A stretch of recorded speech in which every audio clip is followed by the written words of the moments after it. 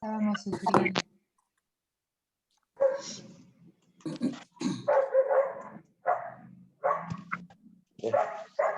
Qué alivio, no podíamos entrar y estábamos asustados, pero ya. No, ya estábamos viendo algunos detallitos nada más para que esto se hiciera de la mejor manera.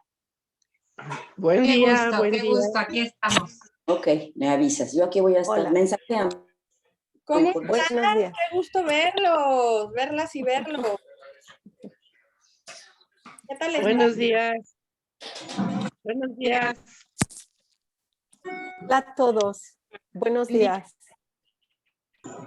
Buenos días a todos. Hola, Adriana, Tavi, Tere, Eva. Les tenemos una sorpresa, ¿verdad, Eva? Sí. Pero no la vamos a decir todavía. Aún no. Aún no. Bueno, que aparten la fecha. Que aparten fecha. Exactamente. Al final vamos a decir que aparten fecha. Irma, Gina, Mireya, Paulina, un tal Didier Duparchi, que quién sabe quién será. Tiene de invitado mi esposo. Maite, hola, ¿quién más? Android. Este es el evento, ¿verdad? Sí, bienvenido. Paca. Marcela. Buenas a todos. Hola a todos. Buenas tardes a todos. Marcela Mereles. Hola. Marcela. Hoy entraste así, no entraste con tu nombre. Y a ver si ya están por aquí, Gui. Es que cambié el celular, por eso. Ah, muy bien. Ahorita lo meto. Gracias.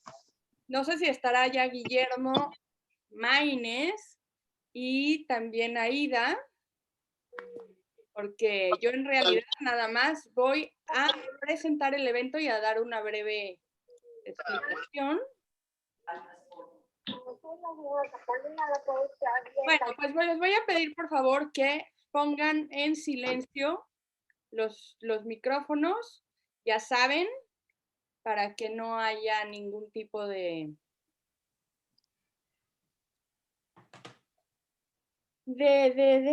distracción. Y a ver, ahora sí, déjenme ver. Hola, Guillermo. Hola. Hola a todas, todos. Hola, Guillermo Maínez. ¿Y dónde anda? ¿Dónde está? La segunda participante del día de hoy. ¿Aida? Yo creo que está en proceso de unirse. Ok. Bueno, pues mientras Aida llega, les damos la bienvenida.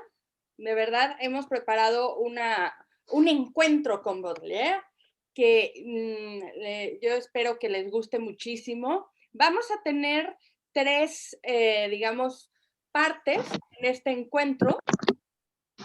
La primera de ellas, a ver, lo que sí les voy a pedir, pero es que se me hace tan feo yo silenciar. Yo no sé. ¿No es feo? No, tú silencia a todo mundo. Ya está. Le hice caso a Guillermo, ahora sí ya todos. Claro que cuando te toque, Guillermo, te abro el micro, pero sí, porque luego entramos y se nos olvida y el ruido ambiental es el que hace como no estamos en vivo, pues un ruidito que se cae una moneda en el suelo suena como si hubiésemos pegado una pedrada en la ventana. Entonces, por eso el ruido ambiental es el que de pronto molesta. Pero bueno, ya estamos aquí.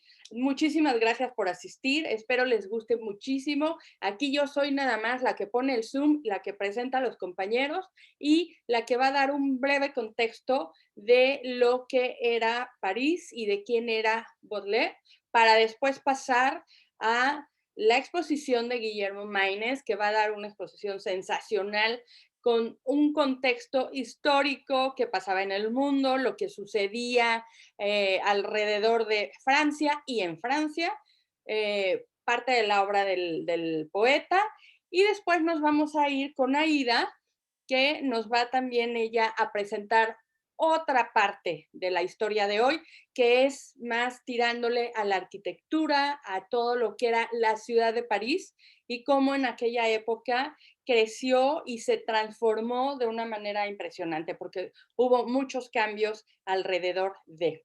Entonces, si les parece bien, ¿Empezamos? Sí que sí. Ya está. Pues vamos a poner compartir pantalla. Y les voy a poner, permítanme un segundito. Que tengo. Acá está. Ahora sí, tengo el bueno, que es este. Y listo. ¿Lo estamos viendo todos? Perfecto. Bueno, pues un tal Charles Baudelaire, que nació en 1821, es decir, hace 200 años, y por eso es que hoy estamos aquí reunidos, y murió en 1867, dijo una frase que es lapidaria. Dice, descontento con todos y descontento conmigo mismo. ¿Qué les parece? Así se las jugaba este poeta, que bueno, por muchos fue considerado punk, fue considerado irascible, inconformista y demás adjetivos que vamos a ver. Las hemerotecas dicen que Charles-Pierre Baudelaire, él nació precisamente un 9 de abril de 1821 y precisamente falleció un 31 de agosto de 1867. Fue poeta y crítico francés. Fue precursor del simbolismo, pero además estudió Derecho y comenzó su carrera como escritor de críticas en la prensa nacional. Él, antes que sus obras, ya empezó a tener éxito y popularidad gracias a sus traducciones de los relatos de Edgar Allan Poe. Entonces, era una persona con una formación muy interesante y tenía una carrera de derecho, tenía pues cierto bagaje cultural, pero pues también tenía un carácter de agárrense. Entonces, eso es lo que lo hizo ser un personaje muy interesante. En 1864 abandonó París para alejarse de las acusaciones de inmoralidad en torno a su obra poética, y ya veremos por qué. Gran parte de su obra se publicó entonces de manera póstuma. ¿Por qué? Pues porque en el tiempo en el que él vivió, entre que sí le hacía mucho de tos y además que lo que escribía era algo realmente ofensivo para la sociedad de entonces y para quien creaba las leyes entonces, pues no se le permitió tener esa capacidad o esa posibilidad de publicar frecuentemente, y lo poco que se conoció se censuró. Así es que fue de manera póstuma como pudo publicarse la gran mayoría de su obra. Se le conoce como punk, irreverente, inconforme, de todo, y también como poeta maldito. Bueno, y si ustedes han escuchado este término de los poetas malditos, porque él es uno de un grupo denominado así, se refiere a que Baudelaire fue incluido dentro de este grupo o este círculo por Paul Verlaine. ¿Por qué? Porque debido a su escritura, que estaba impregnada de visión del mal y de excesos, pues estaba considerado como un poeta decadente. Era como el Dante de su época. Miren aquí un mapa del año 1850. Así estaba París. El golpe de Estado de 1851 hizo que Napoleón III subiera al poder. Él estuvo 17 años en su gobierno y fue una de las épocas de mayor crecimiento urbanístico en París. Ya veremos después con nuestros compañeros de qué se trató ese crecimiento, pero yo quiero ponerlo sobre la mesa porque París fue para Baudelaire algo muy importante. No solamente como la ciudad en la que vivió, sino la que disfrutó y de la que se hizo, digamos, un asiduo experimentador de la gente, de lo que veía. Todo en París era motivo suficiente para que él pudiera escribir. Esto ya se los adelanté a algunos de ustedes en la comunidad, en el chat. Este es el llamado Hotel Lozón. Esto se llama hotel, pero no es un hotel como al uso. Los hoteles se denominan casonas grandes o mansiones y por eso se les conoce como hotel, porque es una mansión con muchísimas habitaciones, pero en realidad es una propiedad privada, ¿de acuerdo? Solamente que en Francia, si ustedes ven esto, pues no se les ocurra ir a tocar a ver si tienen habitaciones libres, porque no son hoteles propiamente dichos, sino propiedades que fueron construidas pues para algún noble o alguna persona acaudalada. En este caso, fue construida en 1657 por este arquitecto, Louis Le Beau, para una persona que en realidad no pudo disfrutar de esta propiedad. ¿Por qué? Porque se construyó, finalizó, pero la vendió. Y la vendió a un conde que es el que puso el nombre al hotel y otra vez no pudo disfrutar de esta propiedad porque fue llevado a la cárcel durante 10 años por insultar al rey.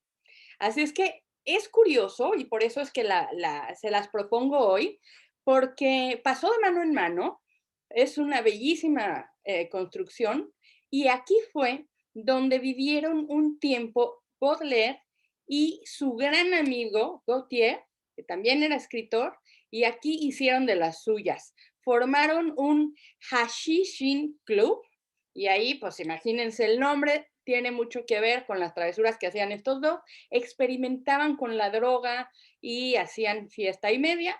Y aquí fue donde el poeta empezó a escribir los primeros poemas de las flores del mal. Entonces, es un edificio muy representativo de Baudelaire y además es muy representativo de la arquitectura parisina, ¿cierto? Fíjense en sus ventanas, en la parte superior, en el patio, adoquinado, es una preciosidad.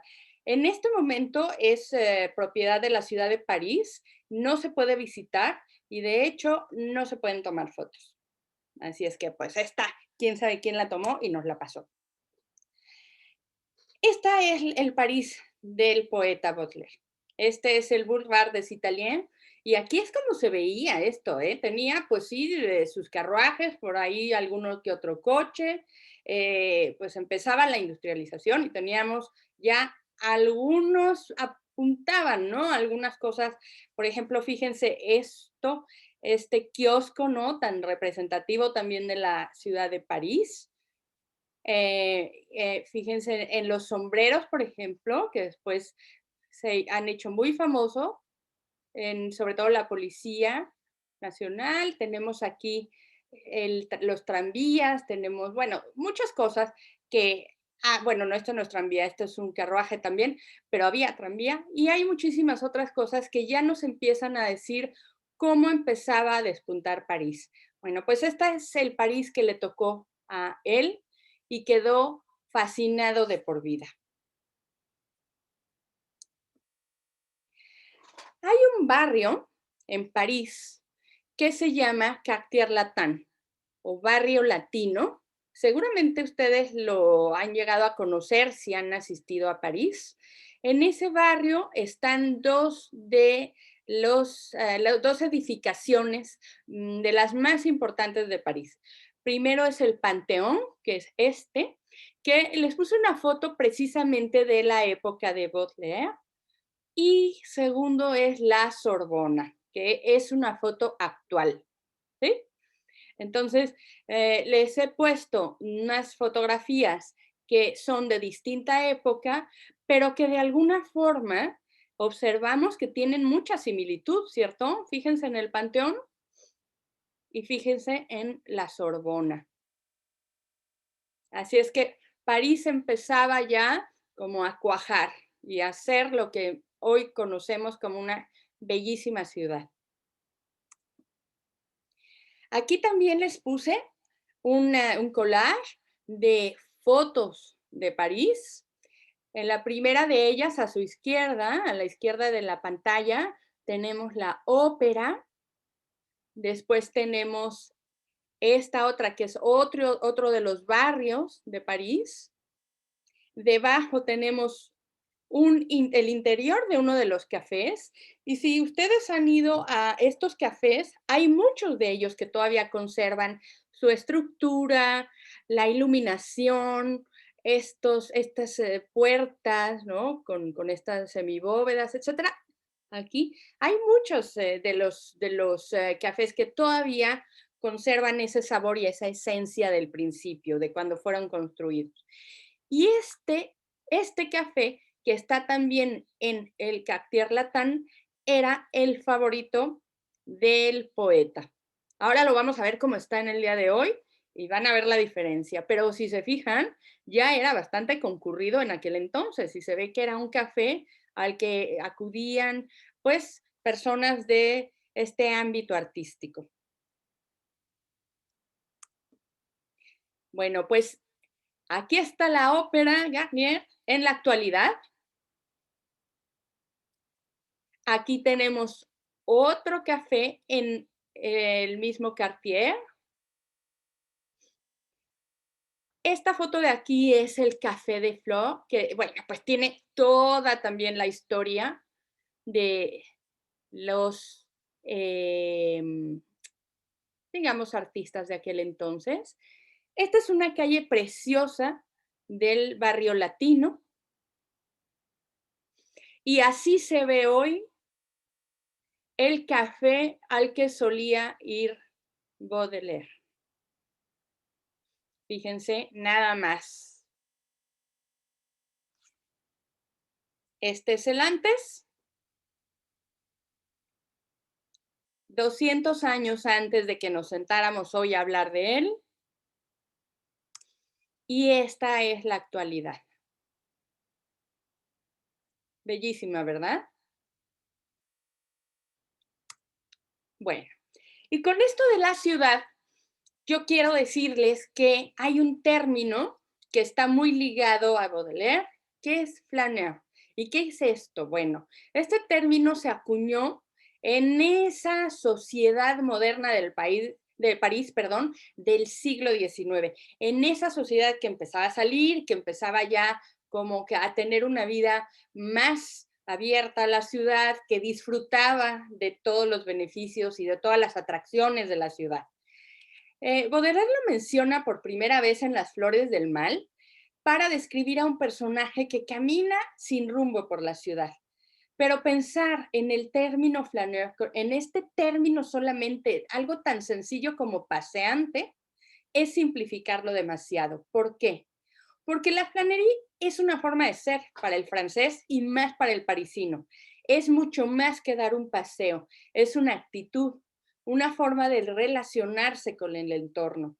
Consiste en moverse por las calles con la mirada despierta, explorando conscientemente cada rincón de la ciudad hasta sentirla viva y muy dentro de nosotros. Así es que ya lo saben, ser flaneur es observar a la gente con curiosidad. Es fijarse en el movimiento y en los ritmos de la multitud. Es encontrar estimulantes, detalles tan pequeños como la forma que crea la luz en las ventanas. Entonces, ojalá nos digan mucho que somos flaneur. Eso significa que tenemos la capacidad para disfrutar de una ciudad desde el mínimo detalle. Bueno, acaba de salir hará poco y una de sus compañeras me envió una nota muy interesante de la que saqué esta información, una biografía de Las Flores del Mal y, por supuesto, de su autor. Este biógrafo se llama Jean Teulé, si quieren buscarlo, y dice, sobre Las Flores del Mal, él había dicho, quiero poner en este libro todo mi odio y todo mi asco hacia cualquier cosa. Y cuando su editor, Auguste Poulet-Malassis, este nombre traducible al español como pollo mal sentado, poulet en francés es pollo, y mal así es sentado, mal así es mal sentado, y realmente se llamaba así su editor, el pollo mal sentado, le decía, bueno, ¿y a qué van a parecerse esas flores del mal que estás escribiendo? Y Baudelaire le contestó, será como una explosión de gas en una cristalería. Y en verdad fue esto lo que ocurrió con su obra, porque tan pronto salió el libro, le cayó encima la justicia por ultraje a la moral pública y al bienestar. Así es que ya lo saben, estamos ante un escritor controvertido, muy interesante, y que fue también el sello de una época de París. Aquí, perdón, tenemos un ejemplar original con anotaciones del autor, pero recuerden que no se publicó todo al mismo tiempo. Sin embargo, lo que se llegó a publicar lo tenemos aquí con algunas notas para que podamos ver su letra. No sé si algún grafólogo por ahí pudiera decirnos. Yo la veo como muy compacta, ¿no? Como muy estrecha, y miren, con sus tachones y con sus, ¿no? Parece que la personalidad de él también podría estudiarse en su letra. Y bueno, pues aquí lo tienen. Es él, no muy sonriente.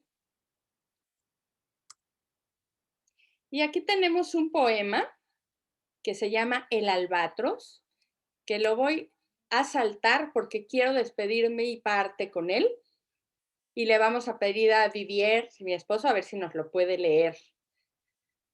Pero quiero decirles, antes de finalizar, que me pareció extraordinario encontrar esta información. Hay artistas que han puesto música a los versos del poeta. Hay una denominada canción bodelariana, que ha sido como un pretexto para reinterpretar la poesía de Baudelaire y hacerla canción. Entonces, los primeros que encontré son alrededor de 1871, los primeros acordes, y son de La Rançon. Aquí el poeta explica el sencillo pero endemoniado rescate que debemos pagar para salvarnos. Solo lo podemos hacer a través del arte o del amor. Entonces, este nuevo poeta y músico hace unas canciones basadas en las flores del mal, en donde canta a cómo podemos salvarnos, únicamente con el arte o con el amor. Luego quizás les suene un joven Debussy que empezaba su carrera y le compuso 5 canciones para voz y piano, entre ellas la Harmonie du Soir, que es una composición que estará siempre relacionada con Baudelaire. Y más recientemente me encontré a Carla Bruni. Ella se inspiró en los versos de este poeta e interpreta La mort des amants, la muerte de los amantes. Es decir, Baudelaire tiene una listísima, completísima playlist en Spotify. Se las voy a enviar, vale la pena, para que escuchen más o menos de qué se trata esto de las canciones con los versos de Baudelaire. Pero tengo aquí un poquito de lo que rescaté y les voy a poner algo. A ver qué les parece. La música. A ver.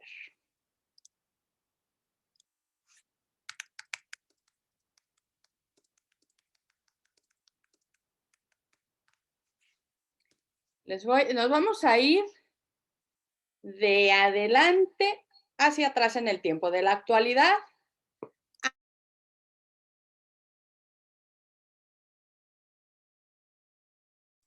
Les voy primero a poner a Carla Bruni.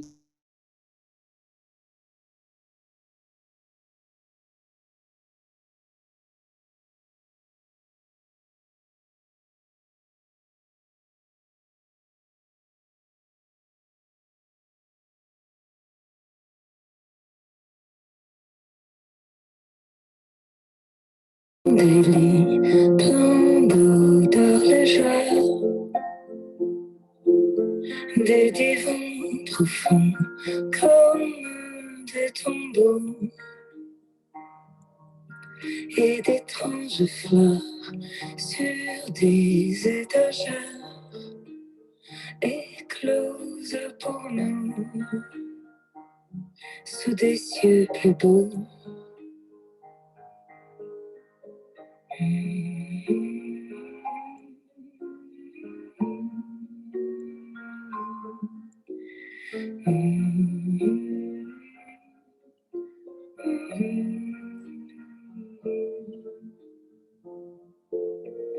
usant à l'envie leur chaleur dernière.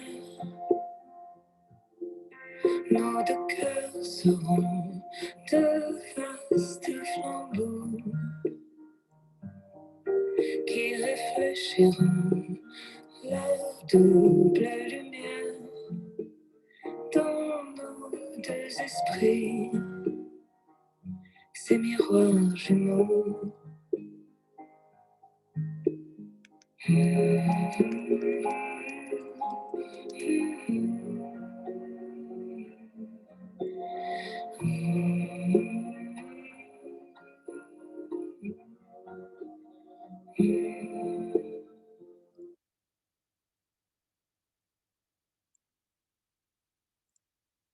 Bien, ¿qué les pareció? Parece una música muy bonita y habla precisamente de toda la parte del poeta, como de la decadencia de la vida, ¿no? Del amor y de que finalmente, aunque haya muerte en los amantes, el amor perdurará. Más o menos eso es lo que dice la letra. Y ahora les voy a poner la primera de la época de Debussy. A ver qué tal.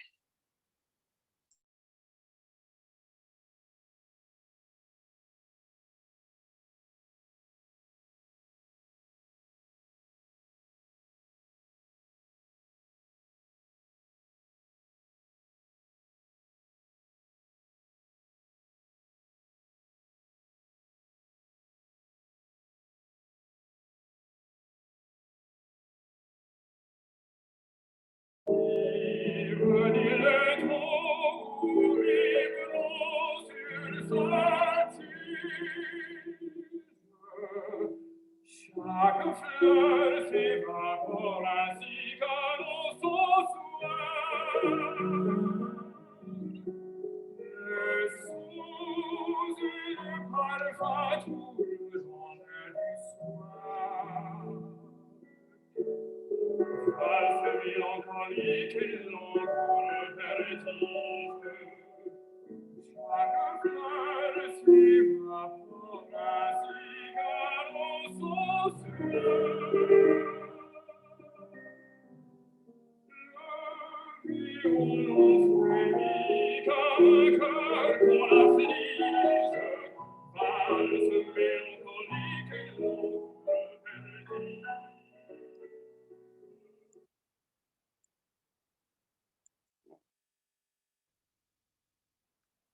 Bien, este era Debussy con Harmonie du Soir, Armonía de la Noche, y les he puesto las dos para que vean al inicio, cuando en el siglo XIX Debussy se inspira en los versos de Charles Baudelaire y crea esta belleza de música, y en la etapa contemporánea, cuando Carla Bruni pues también se inspira y trae al presente a Baudelaire y canta para la muerte de los amantes. Así es que espero les haya gustado. Yo me voy a despedir con Didier. Si no lo conocen, Didier es mi esposo, a ver si da la cara. Hola, voy a poner la video. Fíjense que cuando yo estaba haciendo esta presentación, me dice Didier, pues en mi colegio estudié Baudelaire. Y digo, pues más te vale, porque es francés. Y me dijo, y hay uno de los versos de Las Flores del Mal que recordaré siempre. Le dije, bueno, pues para que lo puedas traer al presente y seguramente lo leerás mejor que yo, les voy a poner la pantalla porque me voy a despedir con el verso más famoso de Las Flores del Mal, a juicio de los franceses, y lo vamos a leer. Se los voy a poner en español y en francés. Únicamente lo van a escuchar en francés por Didier. Y con eso nos despedimos porque vamos a darle la palabra a Guillermo. Así es que Didier, cuando quieras. Hola, buenas tardes, buenos días a todos y a todas. Sí, es verdad que estudiamos este poema, pues, el albatros, Albatros en Francia, mi colegio, hace muchos años. Es los más famosos en Francia. Pues voy a leerlo en francés, únicamente en francés, Sí, por porque favor. si lo lee en español, todos se van a reír de mí y menos cantar. Pues empezó. Souvent, pour s'amuser, les hommes d'équipage prennent des albatros, vastes oiseaux des mers qui suivent, indolents compagnons de voyage, le navire glissant sur les gouffres amers. À peine les ont-ils déposés sur les planches que ces rois de l'azur, maladroits et honteux, laissent piteusement leurs grandes ailes blanches comme des avirons traînés à côté d'eux. Ce voyageur ailé, comme il est gauche et veule, lui, naguère si beau, qu'il est comique et laid. L'un agace son bec avec un brûle-gueule, l'autre mime en boitant l'infirme qui volait. Le poète est semblable au prince des nuées qui hante la tempête et se rit de l'archer. Exilé sur le sol au milieu des huées, ses ailes de géant l'empêchent de marcher. Pues, es el texto del Albatros. Muchísimas gracias, Didier. Lo admitimos en nuestra Estoy comunidad. emocionado, no tengo la costumbre. Muchas gracias. Sonó precioso. Tenía que leerlo. Así es que, pues con esto nos despedimos, Didier y yo. Tenemos ahora sí los que van a mandar hoy, que son Guillermo Maínez, que ya está listo, y posteriormente tenemos a Aida Biaggi, que también ya la vi por ahí. Cuando quieras, Guillermo. Muchas gracias, Esperanza. Muchas gracias, Didier, por el poema en su lengua original. Y muchas gracias a todas y a todos por acompañarnos. Yo lo que quiero hacer es enmarcar primero un poquito la circunstancia histórica y vital de Charles Baudelaire, hablar un poco de la relevancia de su obra y de las conexiones que tuvo con el resto de las corrientes culturales de la época, y luego la parte ya urbanística y arquitectónica, ahí nos va a ilustrar Aida. En 1821, cuando Baudelaire, por cierto, es el año de la independencia de nuestro país, para que podamos hacer un poquito el paralelo con qué estaba pasando en México. Bueno, si Baudelaire nace en abril, quiere decir que ya la independencia mexicana está muy cerca, entre Iturbide, ¿no?, y las fuerzas independentistas empiezan a perfilarse a lo que en septiembre será. Entonces, eso es lo que estaba pasando en México al momento que nace este personaje. De repente concebimos a todos estos poetas y artistas como muy siglo XIX, que desde luego lo son porque es el siglo que abarca su experiencia vital, pero se nos olvida que al momento que nace Baudelaire, la Revolución Francesa está muy, muy viva, muy cercana todavía en el tiempo histórico. Hace apenas 6 años que cae Napoleón, y menos de un mes después del nacimiento de Charles Baudelaire muere Napoleón Bonaparte en la isla de Santa Elena, que es en realidad una piedra en medio del Atlántico, lo más lejos posible, porque luego le daba por escaparse de las islas y regresar a hacer numeritos en Europa, ¿no? Y ese exilio y la muerte de Napoleón significan claramente un cambio de postura histórica en la que Francia, el lado imperial, el sobrinito Napoleón III va a tratar luego de revivir con aventuras absurdas como la intervención francesa en México, pero precisamente el fracaso de Napoleón III posterior muestra que la idea del imperialismo francés estaba ya caduca, ¿no? Y que Francia estaba transitando hacia formas de gobierno más republicanas, con muchas convulsiones, como vamos a ver ahora. Estados Unidos era un país muy nuevo y de empezar a ser este país que era muy chiquito todavía comparado con lo que es ahora, ¿no?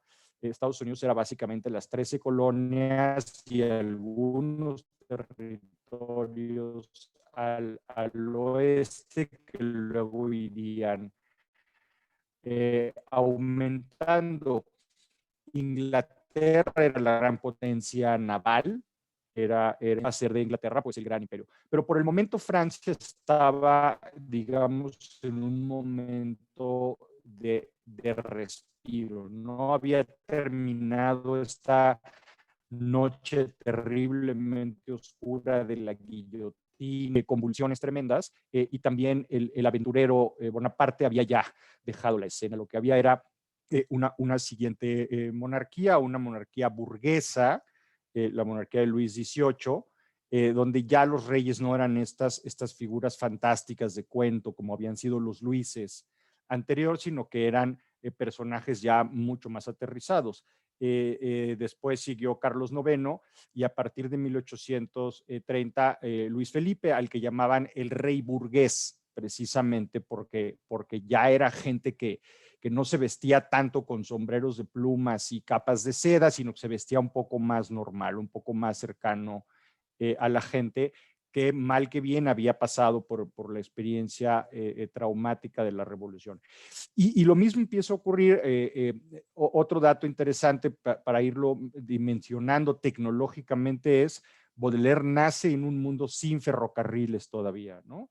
Es hasta las décadas de 1830 y 40 cuando empieza realmente el ferrocarril. Y lo menciono porque a la par de estas transformaciones económicas con los motores a vapor y todo esto, era incluso más radical que lo que nos ha tocado vivir a nosotros con Internet y estas cosas, ¿no? Que podemos estar en cualquier lugar del mundo y conversar viéndonos, ¿no? Que era algo que solo veíamos en los supersónicos cuando éramos chicos. Todo esto lo menciono no incidentalmente, sino porque va a tener un impacto directo sobre el tipo de literatura que hace la gente que viene en la generación de Baudelaire, ¿no? Hay una transformación radical entre moverse en carruajes tirados por caballos y subirse al ferrocarril, ¿no?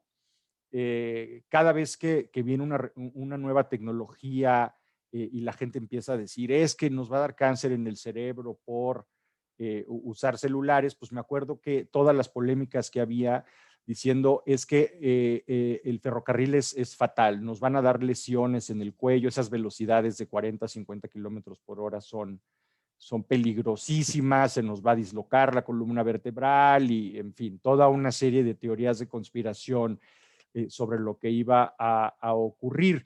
La realidad es que estos personajes nacen en un mundo que estaba urbanizándose y aquí voy a hacer la conexión con lo que decía Esperanza hace un rato del flaneur y con lo que nos va a mostrar un poco después Aida sobre la ciudad. París era una ciudad medieval, ya ninguno de nosotros pudo conocer esa ciudad porque murió justamente a la mitad del camino de la vida de Baudelaire. Era una ciudad de callejuelas, era una ciudad con sistemas sanitarios muy deficientes, muy deficientes, con drenajes, a pesar de las cloacas muy famosas que luego retrata de Víctor Hugo en Los Miserables, pues sí era una ciudad pues miserable en muchos sentidos, ¿no? Muy poco salubre, muy poco práctica, con callejuelas muy retorcidas. ¿Qué estaba ocurriendo en el mundo cultural? Es el momento del romanticismo. La corriente cultural que predomina en Alemania, en Inglaterra, en Francia, sobre todo, es el romanticismo, ¿no? En Francia está Benjamin Constant, y luego vendrían Alfred de Musset, Alfred de Vigny, todos estos cantores de la diferencia. El siglo XVIII, poéticamente hablando, artísticamente hablando, es un siglo muy estéril. Es el siglo del neoclasicismo, de la ilustración, de la racionalidad. Y entonces tengo aquí, por ejemplo, les voy a mostrar una antología de la poesía francesa de Andrés Holguín, que creo que ven las letras al revés, pero en esta antología de la poesía francesa, que es bastante recomendable, hay un estudio introductorio en el que este compilador, que es colombiano, por cierto, dice algo que se brinca el siglo XVIII, ¿no? Va avanzando desde la poesía medieval de François Villon y hacia el siglo XX, y el siglo XVIII dice, no hubo poesía en Francia, ¿no? La hubo, lo que pasa es que no hay nada memorable porque era poesía academicista, una poesía muy fría, muy concentrada en vigilar que el metro y la rima fueran perfectos, como la arquitectura neoclásica, ¿no? Que Aida nos puede mencionar. Es una arquitectura muy correcta, muy fría, hay a quien le gusta, pero era una poesía muy muerta, ¿no? Con muy poco sentimiento, con muy poca transmisión de la experiencia vital del poeta. Y era una poesía que seguía hablando pues, de los griegos y de los romanos y de los pastores. Y de repente cuando viene la revolución industrial es que ese mundo de pastorcillos y pastorcillas junto a los arroyos recogiendo florecillas, pues empieza a no existir más, empieza a existir este otro mundo mucho más rudo después de la revolución. Ahora, todas las vanguardias tienen una tragedia o la semilla de su destrucción dentro de sí. Lo que surge como ruptura, como lo alternativo, como lo agresivo, como lo que se sale del molde, cuando triunfa, eventualmente se convierte en el mainstream, se convierte en la corriente dominante y entonces empieza a decaer, a degenerar, ¿no? Eso lo vamos a ver con algunos paralelos en nuestras vidas. Cuando el movimiento punk y los movimientos rompedores y alternativos son captados por las televisoras y las discográficas, pierden el filo, ¿no? Se les empieza a exigir corrección política, se les empieza a exigir que se adapten a las normas del marketing y entonces pierden todo el filo y tiene que surgir una nueva revolución. Es lo que Octavio Paz llama en La otra voz, Poesía y fin de siglo, dice la única tradición de la modernidad es la tradición de la ruptura. Y eso es lo que empieza precisamente con el romanticismo. En el momento en el que Baudelaire nace, están los románticos ingleses, William Wordsworth, Coleridge, Lord Byron, Percy Shelley, John Keats, ¿no? Deshaciéndose de esa herencia neoclásica y aventando una poesía que regresa a la naturaleza, que recupera la Edad Media, que se interesa por Oriente, por China, por India, etcétera. En Francia está también el movimiento romántico, y en Alemania, que es otra de las cunas del romanticismo, pues Goethe y Schiller empiezan a crear realmente la poesía romántica alemana, ¿no?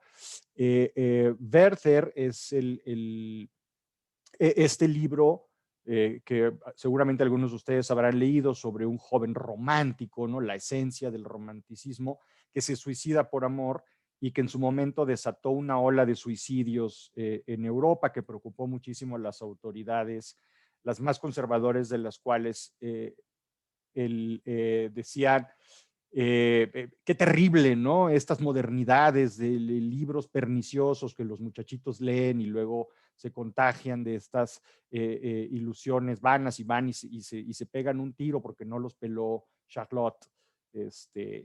Y todo esto estaba. Pero el romanticismo también empieza a decaer. El romanticismo empieza a crear sus propios clichés y sus propios lugares comunes. Y en el momento en que Baudelaire empieza a escribir, ya el romanticismo está un tanto, no de modé todavía, porque el romanticismo fue sorprendentemente longevo, tan longevo que sigue entre nosotros, pero se vuelve ya un mainstream, ¿no? El que quiere ser poeta es un poeta romántico. Y esto empieza a ser un tanto cansado, porque los lectores empiezan a aburrirse de tanto individuo que muere de amor las 24 horas del día y que no tiene otra temática en su vida, ¿no? Empieza a ser un tanto ya sobados los clichés de me diste una rosa marchita que guardo entre las hojas de tu carta y cada vez que la veo, ay, se me salen las lágrimas y me voy a caminar junto al río y me quiero matar porque me dejaste. Y cuando se empieza a repetir mucho eso, en vez de ser revolucionario, empieza a ser cansado, ¿no? Ahora, ¿qué estaba pasando en la literatura? Y me centro específicamente en la literatura francesa en esos años. Al inicio de la vida de Baudelaire es también el inicio de una generación anterior que empieza a publicar sus obras más importantes.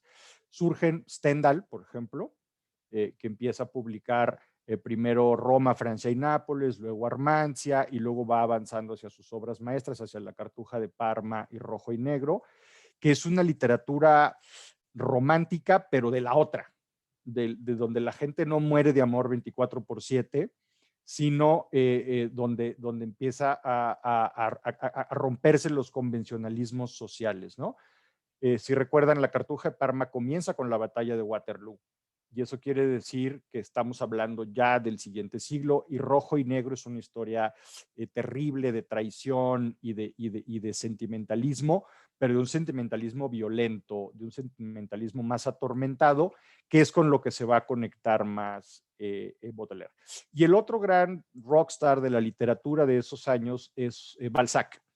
Y Flaubert va a atacar muy duro al realismo, excepto a Balzac.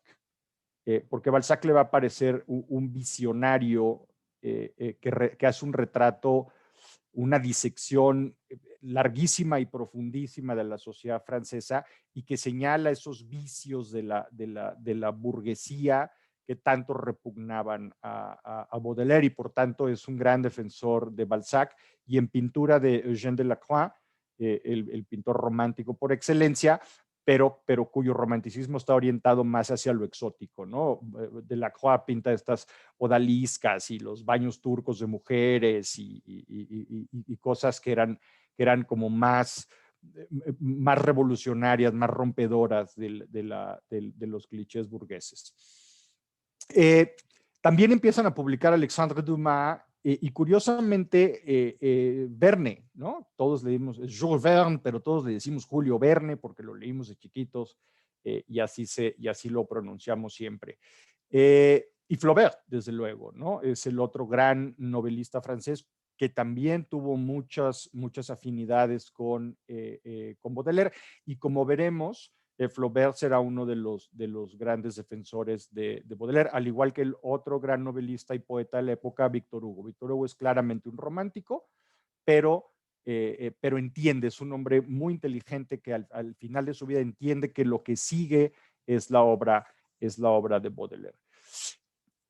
Por lo tanto, Baudelaire es claramente un heredero del romanticismo, pero es un heredero del romanticismo que lo convierte en otra cosa. Empieza a generar esta visión urbana, empieza a ser, le llamamos el primer poeta de la modernidad. No es el primer poeta modernista, porque sigue apegándose al metro y a la rima, es decir, sigue utilizando las formas clásicas en las que hay una serie de sílabas por verso que tienen que rimar en ciertos patrones combinables, se usa el soneto y se usan formas, pero las revienta por dentro, porque utiliza estas herramientas clásicas, en esencia las mismas que se habían usado durante varios siglos, pero las revienta por la vía del contenido, de los temas. Y entonces, lejos de damiselas bellísimas que con claveles en el cabello caminan junto a un arroyo y encantan a un zagal, a un pastorcillo muy guapo también, lo que tienes es prostitutas, la mugre, la droga, esa otra realidad. Y lo que Baudelaire empieza a hacer es decir, aquí también hay belleza.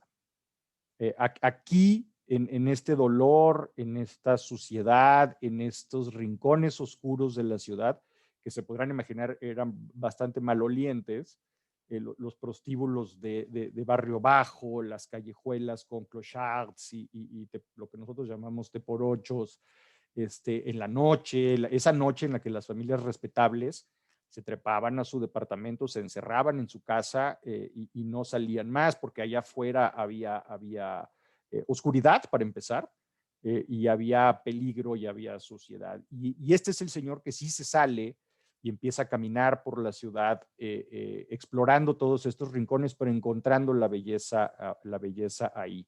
Y entonces esa es otra poesía.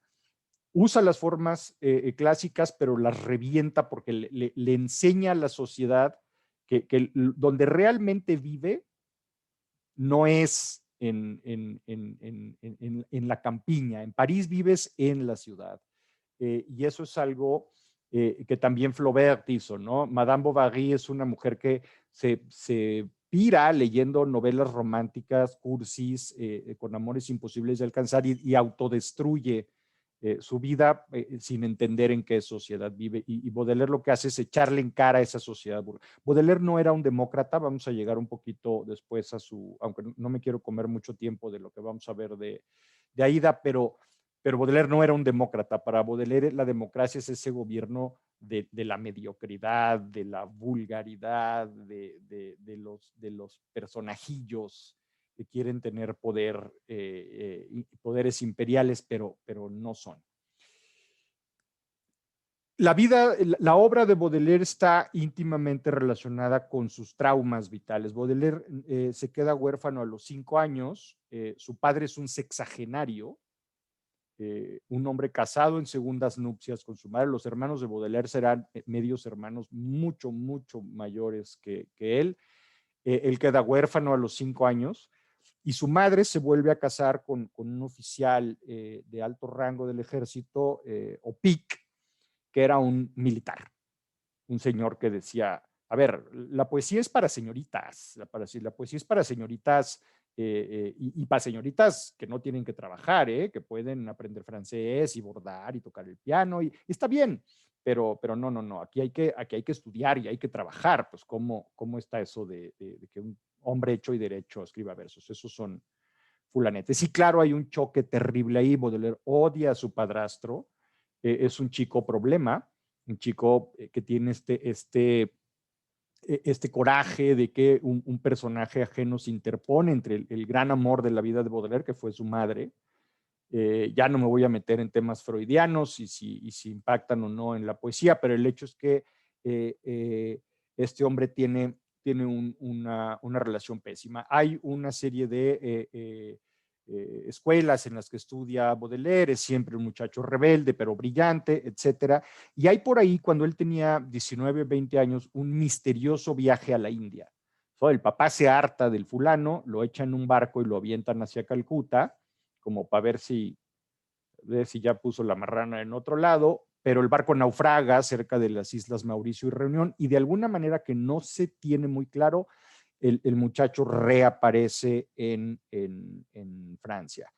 Y entonces ocurren varios encuentros fundamentales para su vida. Uno es con la gran amante de su vida, Jeanne Duval, que era, para más escarnio, era una mulata y era una prostituta negra.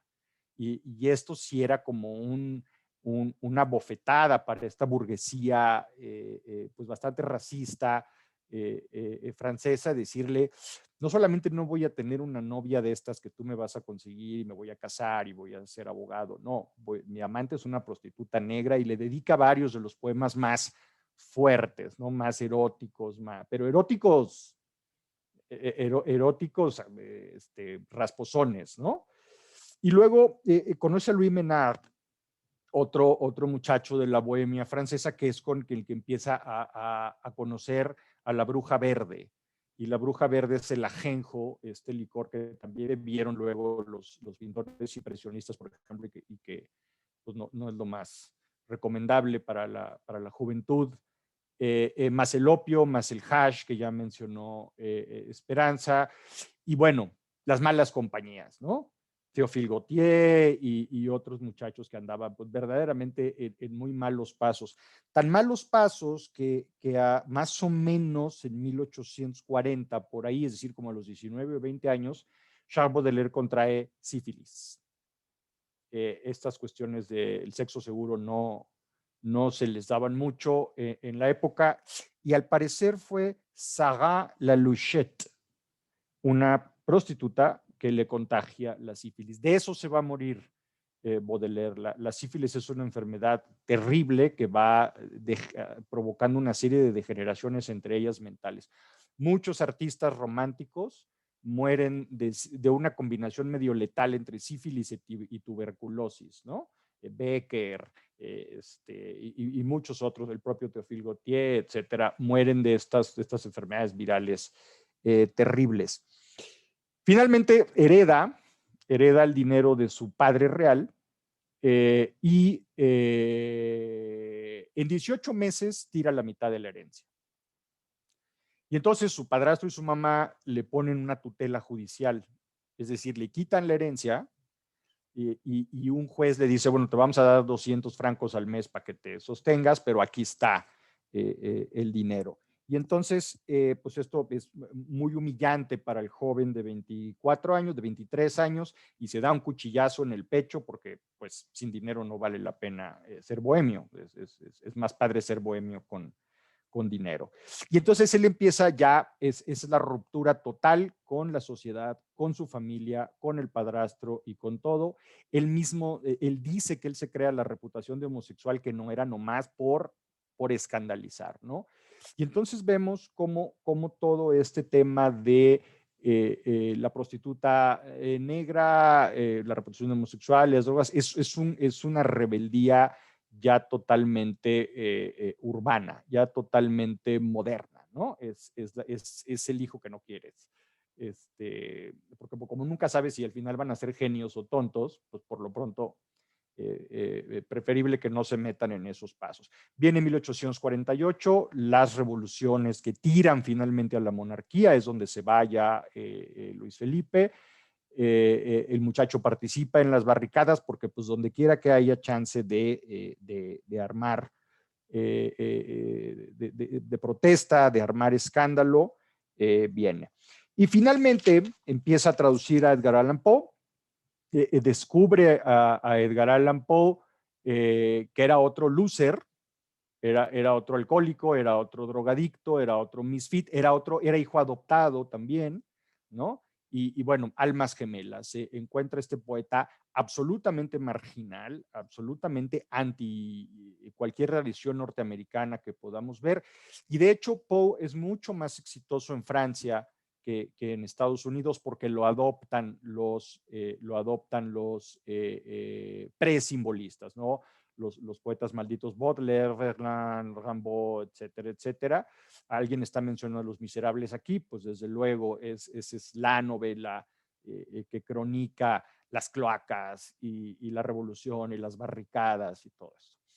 Bien, y empieza a escribir las Flores del Mal. En 1857 se publica esta obra e inmediatamente es demandado judicialmente por ataques a la moral pública y a las buenas costumbres. Hay un juicio, hay quien lo defiende, Víctor Hugo entre ellos, Sainte-Beuve, que es el gran crítico literario de la época. Finalmente, lo que hacen es que le dan una multa. Aquí está, le dan una multa de 300 francos, pero curiosamente, la emperatriz Eugenia de Montijo, española y esposa de Napoleón III, por alguna razón no muy explicada, interviene y le bajan la multa a solo 50 francos y le dicen, mire, estos 6 poemas de aquí, estos sí de plano, quítelos y ya, ¿no? Procede la publicación de la obra con esos 6 poemas quitados. Ahorita vemos lo de las biografías. Yo les recomiendo mucho, hay muchas ediciones muy buenas de Las Flores del Mal, pero esta de Poesía Hiperión, que yo creo que es de las mejores editoriales de poesía que hay en español, que tiene la enorme virtud, Hiperión, de que casi todas sus ediciones son bilingües. Entonces es muy padre poder tener, aunque no hable uno muy bien el idioma, pues oír un poco, ¿no? Ver cómo suena. Y desde luego las ediciones buenas de Baudelaire son las que incluyen los 6 poemas prohibidos, ¿no? Siempre tenemos el morbo de ver de ver aquello. En 1861 hay una nueva edición con 32 poemas nuevos y a lo largo hasta la muerte de Baudelaire, que ocurrirá poco después, siempre es un work in progress, ¿no? Va añadiéndole nuevos poemas, corrigiendo, etcétera, etcétera, para desesperación de los editores futuros. En 1862 es candidato a la Académie Française, propuesto por Alfred de Vigny, el gran poeta tardorromántico, y Sainte-Beuve, pero obtiene exactamente 0 votos para la Academia Francesa y entonces desiste. En 1866 se larga a Bélgica, vive en Bélgica, pero en 1866 en una visita a la iglesia de Saint-Loup en Namur se desmaya y se pone muy grave, lo traen ya queda hemipléjico, se lo llevan a un hospital psiquiátrico en París y el 31 de agosto, a los 46 años, muere. Un poquito después muere su madre y este es el fin de la vida. Termino por si quiere haber alguna pregunta, alguna plática. La poesía para Baudelaire es un fin en sí misma. Baudelaire no tiene una intención didáctica, no es un entretenimiento, así como Picasso, que es heredero de estas tradiciones del modernismo, Picasso va a decir, la pintura no es para adornar paredes, es un medio de lucha contra la brutalidad y el oscurantismo. También Baudelaire dice, es que la poesía es rebelión, y si la poesía no es rebelión, si la poesía no cuestiona, si la poesía no pone el dedo en la llaga, pues sí, en efecto es un entretenimiento para señoritas de sociedad y nada más, ¿no? La poesía tiene que cuestionar, tiene que ser un grito de rebeldía y dice, es el horror y el éxtasis de la vida, ¿no? Tiene que ser intensa, tiene que ser fuerte. Y desde luego es una especie de aristocracia artística, ¿no? La imaginación es la reina de las facultades. Hay una diferencia. Baudelaire y luego su heredero directo, Stéphane Mallarmé, un señor muy diferente, muy de su casa, muy ordenado, muy burgués, pero ellos separan la obra y la vida. Y luego Baudelaire tiene unos hijitos artísticos que son todavía más locochones, que son Paul Verlaine y Jean-Arthur Rimbaud, que estos fusionan la obra con la vida y cumplen este dicto de Oscar Wilde de que la mayor obra de arte de un artista tiene que ser su vida, ¿no? Y esto lo cumplen Paul Verlaine y Jean-Arthur Rimbaud a tope, ¿no? Así como Charles Baudelaire es el poeta maldito original, the one and only, Jean-Arthur Rimbaud es l'enfant terrible, ¿no? Es seguir con esta explosión de la sociedad francesa. Hay poemas yo no sé si ustedes han leído a Jean-Arthur Rimbaud, pero hay poemas desagradables, poemas muy fuertes, muy, en el buen sentido de la palabra, muy feos, ¿no? Y otros bellísimos, ¿no? Es esta oscilación de la ternura extrema hasta lo sórdido, ¿no? Y recordemos que la poesía de Jean-Arthur Rimbaud se crea de los 16 a los 19 años, básicamente, ¿no? Y entonces, finalmente, lo otro que quiero destacar son 2 cosas. Una es que empieza el auge del poema en prosa. Baudelaire es un gran impulsor de la poesía en prosa, que en realidad empieza a ser una alternativa al cansancio con el metro y la rima, ¿no? Los siguientes van a empezar a reventar ya las formas también clásicas y a escribir en versos blancos, en verso libre, empezar a revolucionar. Y me quedo por último con el tema hay un poema que se llama Correspondance, que es muy famoso, de Las Flores del Mal, y el otro tema que tratan es la sinestesia, es los colores que se oyen, los olores que se ven, estas alucinaciones de los sentidos que tienen mucho que ver con los viajecillos de opio y de hash y de ajenjo, todo en la licuadora, y que luego van a rematar en el último gran, o uno de los últimos grandes hijos de esta corriente, que es Marcel Proust, ¿no? Que es el otro gran subvertidor de la moral burguesa francesa. Hay entonces, a pesar de lo que hubiera dicho Baudelaire, una correspondencia muy clara entre tres ámbitos. El mundo histórico que le toca vivir, el mundo urbano en el que crece, su vida, una vida pues difícil, la vida del huérfano enojado, la vida del muchacho rebelde, la vida del misfit, y desde luego los movimientos artísticos de los que chupa y que transporta y que transforma en una poesía nueva. Yo lo dejo hasta aquí para que haya tiempo de platicar y para que Aida nos haga su presentación. Muchísimas gracias y estoy a sus órdenes para conversar con ustedes. Gracias. Bueno, ovación de pie. ¿Están de acuerdo? Para Guillermo.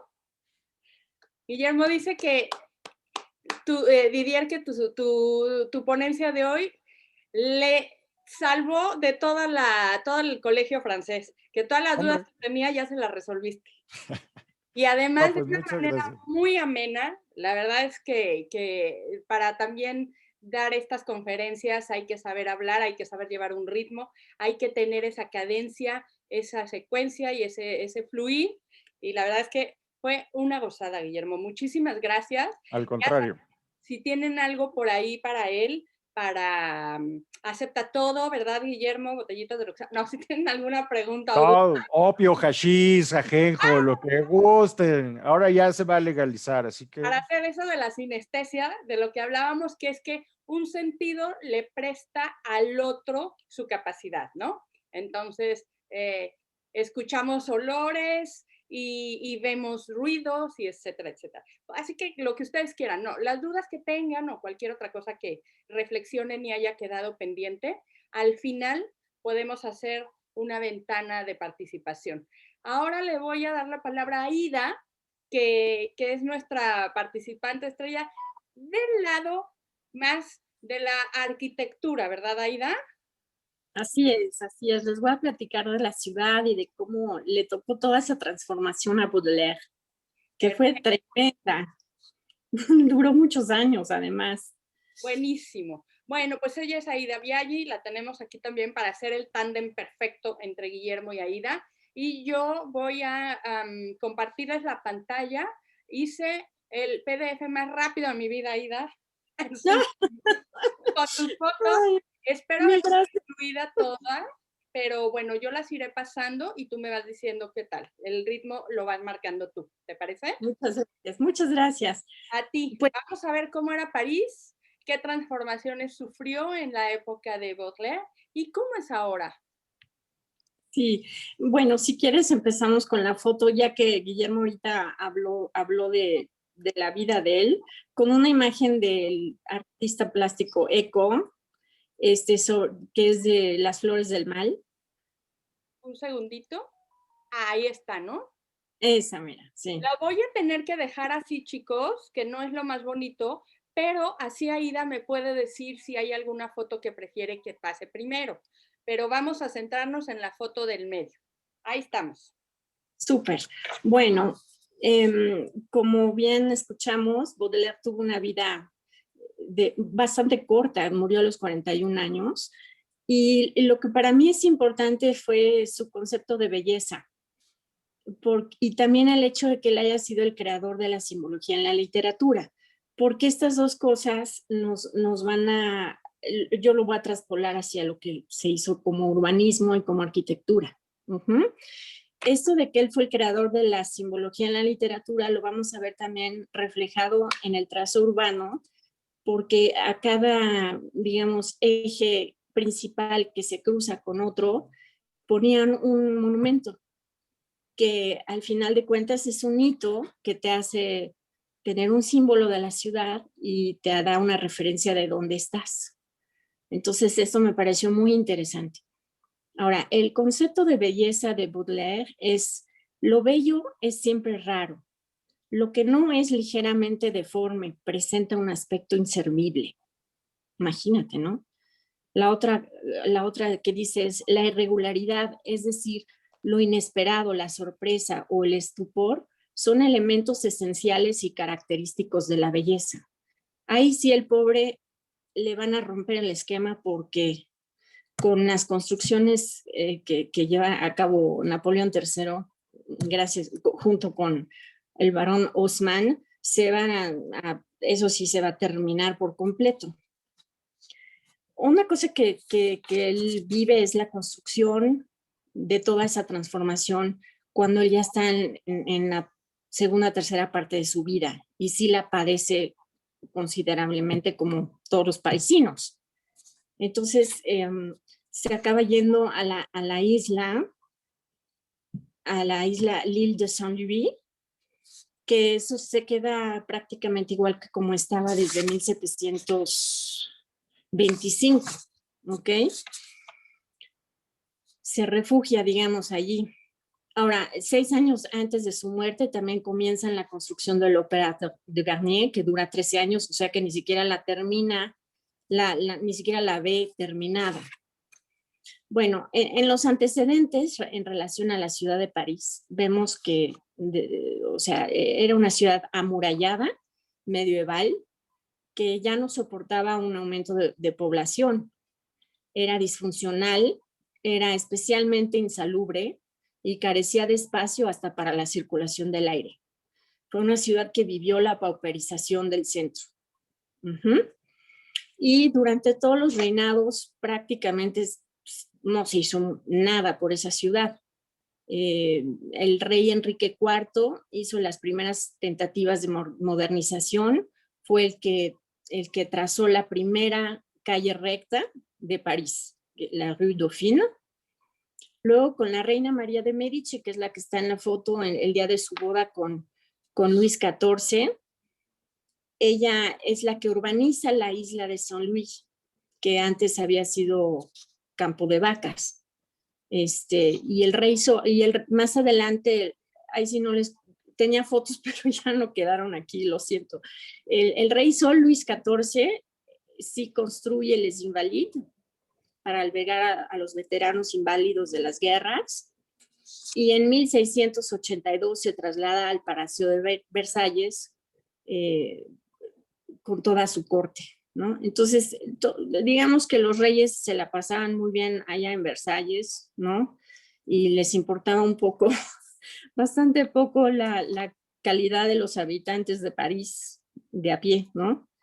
Luego Napoleón I, Bonaparte, él sí construye 4 cementerios, el Père Lachaise, Montmartre, Montparnasse y Passy, descentraliza los mataderos, que eso fue una gran cosa, y abre un nuevo canal de agua para abastecer a unas nuevas fuentes.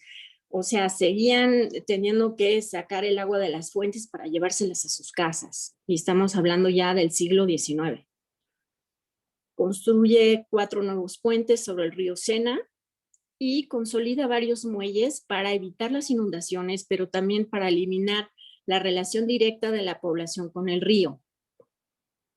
Y algo importante que también hace es que hace el emplazamiento de las propiedades eclesiásticas, convirtiéndolas en bienes de la nación. Y abre la primera vía pública, la Rue d'Ulm, mediante expropiación. Para la época ya de Luis Felipe de Orleans, 1830 al 48, había 7,380 habitantes por kilómetro cuadrado. Y había ocasiones en que en habitaciones de 5 por 5 metros, o sea, 25 metros cuadrados, vivían hasta 24 adultos, jóvenes y niños juntos. Y de cada 7 niños que vivían, morían 6. En ese periodo hubo en 1832 cólera y otra vez en 1848 cólera. Para que se den idea de veras lo importante pues del encerramiento que estaban metidos en esa ciudad amurallada, pauperizada, ¿no? Ahora, es importante mencionar que en esa época, el mismo año que nace Baudelaire, nace Louis Pasteur, aunque él sí muere casi a los 73 años de edad. Químico, físico y matemático, que fue pionero de la microbiología, o sea, condujo a innovaciones como el desarrollo de vacunas, antibióticos, esterilización y sobre todo higiene. Además fue bacteriólogo que desarrolló la teoría germinal de las enfermedades infecciosas, porque hasta ese momento se pensaba que las enfermedades eran por generación espontánea. Digo, para que nos ubiquemos de cómo andaban, ¿no? Entonces, bueno, finalmente llega Napoleón III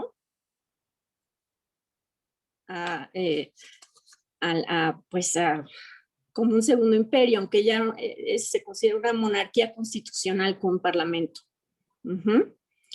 Él vivió en Londres 2 años, poco antes de hacerse presidente de la República, un año después de un golpe de Estado. Él admiraba mucho a su tío Napoleón Bonaparte y tenía mucho interés por transformar esa ciudad y convertirla en algo más próspero, como lo que vio en Londres. Para ese tiempo, la densidad de población en Les Halles, que es nada más uno de los barrios, es casi de 100,000 habitantes por metro cuadrado, para que se ubiquen ya a qué grado estaba aquello, ¿no? Entonces él se enfoca en construir una ciudad en la que circulen 3 cosas: el aire, el dinero y la gente. Entonces, para la cuestión de la salubridad, hace una red de drenaje de aguas negras que no existía, hace una red de agua potable que tampoco existía y hace una red de gas. Con eso, él va a permitir que las nuevas habitaciones, las casas nuevas, tengan estos 3 ventajas, que tengan, se entuben las aguas negras, tengan acceso a agua potable en cada una de sus llaves, ya no van a tener que ir a las fuentes a sacar el agua, cargarla y lavarse en unas cubetitas ahí en sus recámaras, ¿no? Y van a tener red de gas directamente a su estufa. Ahora, para la cuestión de la seguridad, hace calles anchas y rectas al estilo romano para evitar barricadas de levantamientos civiles, para producir que pueda tener visibilidad y espacio para la caballería montada en caso de alguna revuelta, y para que ésta esté bien comunicada. También le interesa mucho que sea rentable y que sea señorial. Entonces, en su gestión, los valores de la tierra y de las propiedades van a haber un incremento del 10 veces. Todas las calles las va a arbolar, va a hacer grandes áreas de esparcimiento y es cuando introduce los trenes. Entonces también construye estaciones de trenes y surgen también los primeros almacenes comerciales, le Bon Marché, le Magasin du Printemps. Entonces, si me haces favor. ¿Te las voy pasando en este orden? ¿Cómo van? Sí, este es el París cuando está demoliéndose, ¿no? Es lo que le toca vivir a Baudelaire propiamente. Si me pasas la siguiente, por favor. Aquí podemos ver cómo esto es la construcción abajo de la ciudad de toda la red de drenaje y de distribución de agua. Ahora, esta es una fotografía aquí vemos cómo se cruzan ya las calles. O sea, este es donde está Notre Dame, en l'Île de la Cité. La siguiente, por favor. Otra vez es cuando están demoliendo. Ahora, aquí lo que él hace es empieza a construir calles, ¿no? A ver, aquí ya, ¿en qué consiste esto? Se hacen 6 ejes viales principales: les Champs-Élysées, Boulevard Saint-Germain, Boulevard Saint-Michel y Boulevard Magenta y Rue de Foch. Hay un monumento en cada remate de crucero principal, que puede ser una iglesia preexistente o una estatua ecuestre conmemorativa o una estación de tren o l'Opéra de Garnier. Luego hacen 70 nuevas calles, 9 nuevos puentes, nada más y nada menos que 40,000 nuevos inmuebles. Toman 20,000 y construyen 40, para darnos idea de la dimensión. Construyen 590 kilómetros de redes de abastecimiento de agua, gas y drenaje. Hacen 2 grandes parques que están aquí verdes en los 2 extremos, que son Buttes-Chaumont y Montsouris. Plantan 40,000 árboles en las banquetas. Hacen los 2 bosques, Bois de Boulogne y Bois de Vincennes. Y además hacen mobiliario urbano, kioscos, lámparas, bancas y redondeles para proteger a los árboles. Y además París pasa de 11 arrondissements a 20 y en forma de espiral. Así que a diferencia de las otras ciudades europeas que crecen en círculos concéntricos, aquí me gustó muchísimo porque lo hace en forma de espiral, ¿ok? Pero también lo que hace es que, a ver si me permites pasar, bríncate 2, por favor, bríncate una. Esa bríncatela. ¿Aquí? Y, ajá, esa. Y las siguientes. Entonces, él lo que hace es que construye edificios con características muy específicas en relación a sus alturas, usos y ordenamiento social. Para que se den idea, expropia y demuele prácticamente todo París. O sea, más del 75%.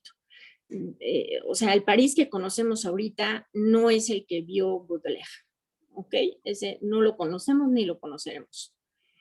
Gracias a las fotos de daguerrotipo, de Daguerre, podemos tener algunas imágenes, pero ya no existe, pues. Entonces, hace edificios mixtos. Si quieres, pásate la próxima o la siguiente. Bueno, ajá. Aquí estamos viendo las buhardillas, que es donde vive la servidumbre. Y si me pasas la siguiente, por favor. Todos los edificios van a tener 6 pisos. Entonces, en la planta van a ser por primera vez edificios mixtos. En la planta baja va a haber boutiques y cafés. En el entrepiso va a haber una oficina, taller o bodega para cada uno de estos comercios en la planta baja. El primer nivel es el que vemos con una altura más grande, ventanas más amplias, mejor iluminados, con un barandal corrido, completamente abierto. Ese es el piso más caro, porque como todavía no hay elevadores, pues la gente de mayor recurso lo que menos quiere es subir más escaleras, ¿no? Entonces, por eso ese piso es el más caro, es el de más altura, es el de mejores condiciones. El segundo y tercer niveles tienen menos altura, tienen ventanas más reducidas, tienen balcones individuales. Y el cuarto nivel otra vez vuelve a tener balcón corrido. Pero entre más subimos, más baja el nivel de entrepiso y menor iluminación logramos. Y el último piso es donde va a ser la buhardilla, que tiene que tener techos a 45 grados, que no tiene balcones, que son cuartos pequeñitos, que son los que se usan para la servidumbre. Entonces, ¿qué hay en estos edificios? Hay dos núcleos de escaleras. Uno que es el que usan los propietarios y otros son las escaleras que usa el servicio, que nada más baja de la buhardilla a cada uno de los departamentos en los que trabajan. Y adentro de los departamentos inclusive también hay unos pasajes en donde pasa la servidumbre, que si tú cierras la puerta, ni cuenta te das de que hay un pasaje por ahí y puedes no ver a la servidumbre mientras esta te atiende. Entonces, intentan un poco traer la vida de la nobleza a la vida en la burguesía, el estilo de vida, pues. Pero todos disfrutan de tuberías con agua potable, gas y drenajes. ¿Ok? Aquí nada más, perdón, Aida, algo Sí. que es curioso que descubrí cuando estaba viviendo allá, es que el Sí. primer piso es es el que está a pie de calle. Entonces, Exacto. si se fijan ustedes, aquí empieza 1, 2, 3, que es el piso más lujoso, el que tiene mayor ornamentación, 4, 5 y 6. Este no se cuenta, este es guardilla y es para la servidumbre, pero al contrario de como nosotros contamos, que sería planta baja 1, allá se No, cuenta el 1 a partir del pie de calle. no, en realidad es planta baja, es pie de calle, luego es el entrepiso, se llama, ay, se me olvidó, pero Pero este es como un primero, ¿no, mezanín, Aida? es como un mezanín, Cuando es como un vives, mezanín. este sería el primero, no sería este. O sea, tú No, cuando vas a un Es lo que no, llaman rez-de-chaussée, ¿no? Ujú. exactamente. Rez-de-chaussée. Después viene el entrepiso, que es el siguiente, el que tú estás marcando como primer piso, no es el primer piso. El que tiene el balcón corrido Este, y las ventanas más importantes, ese es el más caro y es considerado el exacto. primer piso. Sí, Ese es considerado el primer piso. pero en la actualidad, ¿o estás hablando de la época en que se construyó? En la época en que se construyó, así Ah, se le denominaba. Y como te explico, como no había elevadores, entonces pues, era más conveniente, entre menos escaleras subías, ¿no? Pues era mejor. Entonces, al contrario de hoy en día, ahora los más caros son los de más arriba porque tienen mejor vista, porque ya tenemos elevadores, ¿no? entonces, para no hacernos líos, anteriormente ese sería el primer piso. Y hoy, Exacto. si tú vas a un edificio y tú ves los interfones, vas a ver primero, y el primero es entonces, antes y ahora. Es algo que cambió, no sé por qué se habrá modificado con el tiempo, pero a mí me parece muy curioso porque es una forma diferente de digamos, no sé, hacer, ¿no? La distribución. Sí, considera que estamos hablando de 1800, finales de 1800, Ujú. y que ellos venían de una ciudad medieval, ¿no? Entonces, digamos, ahorita ya estamos acostumbrados a ver este París porque es el que ha permanecido, Claro. ¿no? Y algunos de los edificios posiblemente ya tengan elevador en alguna reestructuración o remodelación que le hayan hecho. Pero pues en ese tiempo lo importante era el comercio en la planta baja y entonces el entrepiso mezanín, que sería hoy en día como le mencionaríamos, pues eran sus bodegas o sus almacenes o sus oficinas o sus talleres, ¿no? En el caso de las boutiques. Y luego ya vendría la parte habitacional, que es a partir de la primera línea que se aprecia con balcón corrido. Exacto. Este sería el primer ¿No? piso en Ujú. la época de su construcción y este sería en la actualidad. Sí, de hecho Napoleón III es impresionante porque pues él sí hace una revolución completa, o sea, convoca a empresarios y a banqueros para que junto con el gobierno hagan aportaciones para conseguir mejorar las condiciones del conjunto de la población. O sea, es el primer monarca que se interesa por su población y por mejorarle sus condiciones de vida y por convertir a la ciudad en algo que respire y que tenga circulación, tanto de aire como de dinero como de gente, ¿no? Y entonces es también cuando, si sigues, por favor, hace sus otros puentes, o sea, comunica no solamente a la ciudad, sino también atravesando el río. Si pasas a la siguiente, por favor. Ahí tenemos una vista de todo lo parejito que se ve en los edificios. La siguiente es ya los artistas como la interpretan.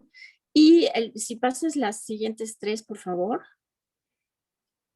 Esto hace también una enorme diferencia porque es el primer lugar en Europa en ese momento en donde hay los les grands magasins, o sea, las tiendas de almacén en donde la gente puede tomar el producto, probárselo, ponerlo, tocarlo y además tiene una etiqueta en donde aparece el precio de lo que le va a costar, ¿no? Entonces, eso hace que la moda de París también se convierta en todo un tema porque se exporta. Entonces hacen catálogos y pues en Nueva Orleans, en Estados Unidos, por catálogo hacen los pedidos de su ropa y les llegan en barco, ¿no? Lo que ahorita pues para nosotros es lo más común y corriente y ya lo hacemos por internet, pero para esa época fue una cosa súper novedosa, ¿no? Entonces es una de las maneras en las que Napoleón III también provoca que haya circulación de dinero. ¿Sí me explicó? Bueno, entonces podemos pasar a la siguiente, por favor. Esta es una vista de París. Cuando les mencionaba yo, si ven al centro arriba, hay una cosita verde, que es la isla de San Luis, exactamente, que eran pastizales, ¿no? Y entonces en el año 1610, el arquitecto Louis Levaux unifica esos dos islotes bajo Marie de Medici, despuesito del fallecimiento de Enrique IV, y lo convierte en una zona elegante de suntuosas residencias. Es lo que nos explicaba Esperanza, de lo que se llaman hotel. Son en realidad elegantes, suntuosas residencias unifamiliares, privadas, diseñadas por los mejores arquitectos de la época y decoradas por los mejores artistas. Eran hechas por los nuevos ricos para sus casas de familia y también hacían otras para rentarlas. Entonces fueron a vivir ahí los financieros y los magistrados, así como los hombres de letras, artistas y comerciantes, ya que en la isla de enfrente estaba el Palacio de Justicia, ¿no? Y entonces les quedaba muy accesible irse a vivir allí. Entonces, en 1725, 115 años después, para esa época ya estaba completamente construida, que se parece más a la foto siguiente, por favor. ¿Sí? ¿Se dan cuenta? Ya está todo construido y con edificios del tipo de lo que pues ya determinó Haussmann. En esta época se considera el gran siglo en Francia y pues es donde se trazan las 3 calles principales que tiene y toda la calle que está alrededor de la isla. Y es ahí donde pasa su vida Baudelaire, el final de su vida, que es la parte más importante, digamos, porque pues, él habitó algo así como 40 casas, ¿no? A lo largo de su vida. Desde que a los 6 años muere su papá, su mamá los muda y después de 1 año se vuelven a mudar con ahora el segundo marido. Y total, a los 8 años de edad, él se vuelve a mudar con un amigo Bourdon. Luego se vuelve a mudar a los 15 años. Luego se vuelve a mudar a los 18. Hay veces en que no pasa ni siquiera 1 año en un mismo lugar. A veces pasa nada más 6 meses, 4 meses. Y así está, ¿no? Moviéndose de un lado al otro. Y finalmente, sí, es un jaleo tremendo. Y tiene una vida así muy, muy loca. Y finalmente a los 22 años de edad es cuando ya se muda aquí a esta isla. Y es cuando tiene su relación con Jean Duval, ¿no? En la misma isla también se muda como 4 o 5 veces de lugar, o más, como 10, ¿no?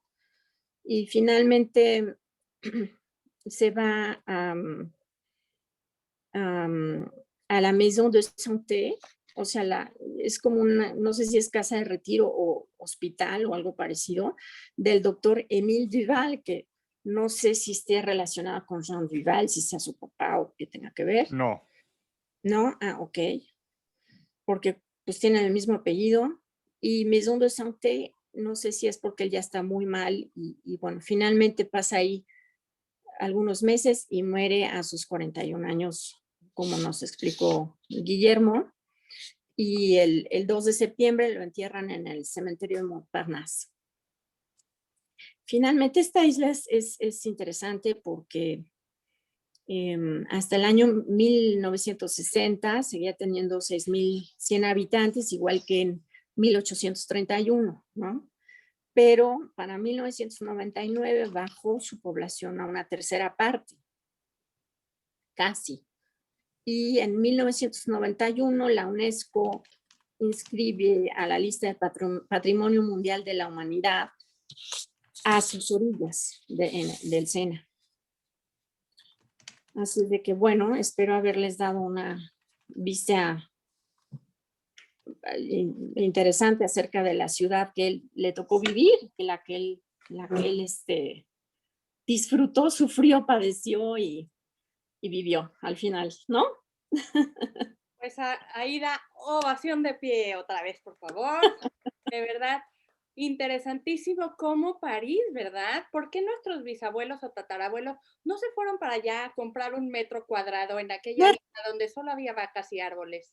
¿Verdad? ¿Verdad? Pues sí, pero fíjate, todos nosotros a partir de desde nuestros bisabuelos prácticamente, conocemos esta París, la París de Napoleón III y el barón Haussmann. Es increíble. No se les hubiera ocurrido comprar ahí, de hecho, o sea, hubieran dicho, no voy a tirar mi dinero. Pues sí, y bueno, la ciudad ha seguido creciendo, más del doble de lo que era en el tiempo de Haussmann y Napoleón III y Baudelaire, pero pues todo es en forma concéntrica y hacia afuera, ¿no? Desde luego. Pero esta parte es increíble, o sea, eso sí es pues de chapeau, así, ¿no? Por ese súper trabajo que hicieron y en el lío en el que se metieron, porque imagínense, o sea, sacar a toda esa gente de sus casas, llevarlos y construirles y demoler, o sea, no, y eso duró principalmente 18 años continuos, pero se expandió hasta casi 50 años, ¿no? A ser la París que conocemos hoy en día. Así es de que les debemos ahí un agradecimiento, yo siento. Y lo que es espectacular es cómo se conserva. O sea, París es una ciudad. Pues sí, porque está muy bien pensada, o sea, está muy bien planeada, muy bien construida, y a pesar de que son edificios, pues que sí tienen en el fondo planta baja, mezanín, 1, 2, 3, 4, 5, al final de cuentas son 8 pisos, sin elevadores, ¿no? Otra cosa interesante es que se me pasó mencionarles, es que también en esa época se hizo la primera exposición universal de París, en donde Otis presentó a sus elevadores, ¿no? O sea, de verdad fue una época maravillosa, o sea, fue una época gracias a la visión de Napoleón III, desde mi punto de vista, ¿no? En ese sentido. Sí, Guillermo, perdón. No, Baudelaire odiaba a Napoleón III con toda su alma. Sí, porque su padrastro trabajaba para él. Exacto. Es parte de por qué lo odiaba. Ahí hay un poema que se llama El Cisne, que es un poema de Baudelaire, que es el poema 89 de Las Flores del Mal, dedicado a Víctor Hugo, justamente, que es una elegía al París, que es que el desgraciado de Haussmann y Napoleón III tiraron, ¿no? Como Baudelaire era un Contreras, era un rebelde profesional, y entonces a la hora que Haussmann y Napoleón III tiraron el París medieval, pues mentó madres porque le parecía terrible que su vieja ciudad amada en la que él creció la hubieran convertido en esa cosa burguesa, hecha para carruajes modernos y que uniformaran la arquitectura y todo eso. Pero bueno, siempre hay, acuérdense cuando se hizo la Torre Eiffel, era terriblemente impopular el armatoste de fierro, es espantoso ahí a medio, o sea, ¿a quién se le ocurre poner una cosa tan horrenda? Y ahora es el símbolo de la ciudad. No, así es la discusión pública. Pero ese poema de Baudelaire es muy bonito porque es de las cosas que nos quedan del canto de amor a la ciudad vieja, a la ciudad que se fue, y que bueno, hubiera sido interesante conocer también con cubrebocas porque ha de haber olido a rayos, puesto que no había los drenajes Bueno, y pues la te demás. digo que Y no había ¿Eh? vacunas. Ahí sí se te ¿Eh? pegaba lo que se te pegara y no había vacunas. Sí. Estaba Nada, Y pero por eso les mencioné a Luis Pasteur, porque claro. digo, él vive casi el doble de Cambio. edad que lo que Baudelaire, pero digo, era básicamente, ya vivían en una cloaca, o sea, en buena onda, ya eso era insostenible, porque además vivían Claro. hacinados, o sea, ya estaban en medio de una muralla, ¿no? Digo, la estructura a mí me sorprendió, y aquí con el perdón de ustedes, pero yo decía, bueno, si Florencia en 1300 finales ya estaba construyendo ciudad, ¿qué pasó? ¿Por qué pasan 500 años hasta que aquí se les prenda el foco? O sea, y básicamente creo que la diferencia radica en que los Medici, que sí fueron los primeros banqueros y eran riquísimos, también fueron mecenas. En cambio, los reyes en Francia, todo para su casita, ¿no? Y se iban al Palacio de Versalles, encendidos de la realidad, o sea, Pues sí, les hasta valía, ¿no? hasta que Entonces, les cortaron la cabeza, precisamente, ¿no? exacto. o Pero sea, mientras tanto, pues entonces, estaban echándose sus bailes y María Antonieta muy Sí. feliz comiendo pasteles.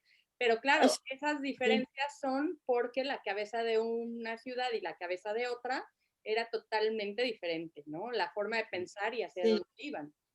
Pero Es digamos que el interesante. paso del medioevo o sea, la transición tanto en sistema económico como de ciudad, de construcción de ciudad, sí fue muy diferente en la Florencia de los Medici a la París, ¿no? O sea, yo creo que sí ya la visión de Luis III, de verdad que se le agradece, porque él formaba parte de ese linaje de emperadores y de nobles, etcétera, y él o sea, él también tuvo una vida complicada y no le fue fácil llegar ahí a ese puesto, y él tuvo más visión porque vivió exiliado, estuvo en otros países, vio otras cosas, ¿no? Entonces, yo creo que eso fue lo que él le motivó, y además encontró la manera también a hacer riqueza, porque no nada más le interesaba que circularan el aire y la salubridad, sino que también el dinero, ¿no? Y la gente. Entonces, fue bastante inteligente desde mi punto de vista. Digo, al final de su mandato, como todos los que se quieren perpetuar en el poder, pues terminó en un desastre, ¿no? Aventó la guerra con Prusia, fue derrotado ignominiosamente, echado del poder, vino la Comuna de París en 1871, que fue un baño de sangre espeluznante, y ese sí fue el final ya, fue la última vez que a un fulano se le ocurrió tratar de ser emperador o rey en Francia. Así es, ¿no? así es. El Sí, de final, hecho ya había pasado 2 repúblicas intermedias entre que regresaban y no regresaban, o sea, les costó muchísimo trabajo soltar eso. Sí, sí, sí.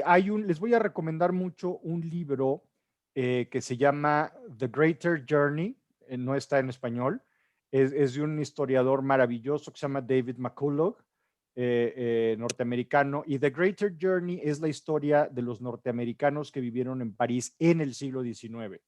Porque se acuerdan de Midnight in Paris, de Woody Allen y toda esta mitología de la generación perdida y los gringos de entreguerras en París, ¿no? Hemingway, Gertrude Stein y Fitzgerald y toda esa banda. Pero lo que hace McCullough es decir, hubo un éxodo antes de gringos a París que le llamaban The Great Journey. Y entonces The Greater Journey es un libro precioso, si lo pueden conseguir en pasta dura, es mucho más bonito por la calidad de las ilustraciones que tiene. Y es la historia de todos estos norteamericanos que vivieron en París en el siglo XIX. Y hubo un embajador norteamericano que fue el que sacó a Eugenia de Montijo, a la emperatriz, la rescató de la Comuna de París porque iban por ellos mal. O sea, sí era el movimiento radical muy violento, ¿no? Sí. Sí, pero sí, bueno, o sea, yo después de ver, de veras, todos los reyes que hubo y que no hacían nada por su ciudad, o sea, hablando de ciudad, ¿no? Hablando de sí, ciudad. Claro. No, o sea, los únicos que hicieron algo fueron los que les dije, que fueron básicamente 2, Y lo de la isla, pues fue realmente visión de María de Medici, realmente. ¿no? Claro. Por lo demás, Como por lo una de demás, Aida, ¿sabes París si está rankeada en alguna lista o algo así de las ciudades más algo? pues se considera la ciudad de luz, desde luego, o sea, como les digo, o sea, el hecho de que París siga siendo o sea, como sigue siendo, es porque tuvieron la visión y porque hicieron un muy buen diseño. O sea, cuando Haussmann es encargado por Napoleón III que se dedique a hacer esto, pues él obviamente contrata especialistas, contrata ingenieros, contrata arquitectos, contrata un montón de gente que cada quien se ocupa de su área, pero están todos trabajando juntos, ¿no? Esto hace que hicieron un excelente proyecto que ha podido perdurar todos estos siglos. Bueno, 2 siglos, ¿no? Es bien interesante, por ejemplo, uno de los discípulos del barón Haussmann, Pedro Infante, o sea, Pierre L'Enfant, es el que se llevan a diseñar Washington. Cuando se diseña Washington, D.C., si ustedes han estado, es igual, son las glorietas con radiales, y los edificios viejos de Washington son muy parecidos, son fusiles de los de París. Es como un París chiquito en la traza urbana, porque se importan a uno de los colaboradores de Haussmann para que les haga su parisito en Washington. También esta tendencia pues marcó estilo. Por ejemplo, también pocos años después Viena mandó tirar la muralla. Beethoven había vivido junto a la vieja muralla de Viena, pero entonces empiezan a dar cuenta que esas murallas que eran defensivas se vuelven más bien en cordones poco sanitarios y enclaustrar, exactamente. Permitían ese crecimiento. Exactamente, ¿no? Entonces, lo que ahora es el Ringstraße de Viena, pues es como su circuito interior, que es la calle que sigue el trazado de la muralla vieja, ¿no? Que es donde estaba. Y entonces las ciudades se empiezan a desmedievalizar. Ya luego Madrid hace el Paseo de la Castellana, que es fuera de la vieja muralla, y empiezan como a hacer pues casas más, fraccionamientos más salubres, más amplios, más ventilados, con drenaje, con alumbrado, y empiezan a... Es que la influencia de toda esta cuestión de Louis Pasteur, ¿no? Y que venía ya desde Edward Jenner y que empezaron a llegar los nuevos, pues sí, en todos lados se empezó a tomar conciencia. Digo, si antes creían que se enfermaban por generación espontánea, ¿no? Y de pronto llega alguien que les demuestra que no, que son enfermedades infecciosas, que se transmiten, ¿no? Y les educa en este sentido de lo que es la higiene, la esterilización, y sí, cambian los estilos de vida, las formas de ser. Sin embargo, por ejemplo, si nos vamos a Milán, ahí vemos cómo también tiene su estructura medieval y cómo va desarrollándose a lo largo de los siglos. Lo que pasa en París es que hay un corte de tajo, ¿no? De un día para el otro, digo, hablando de 500 años, ¿no?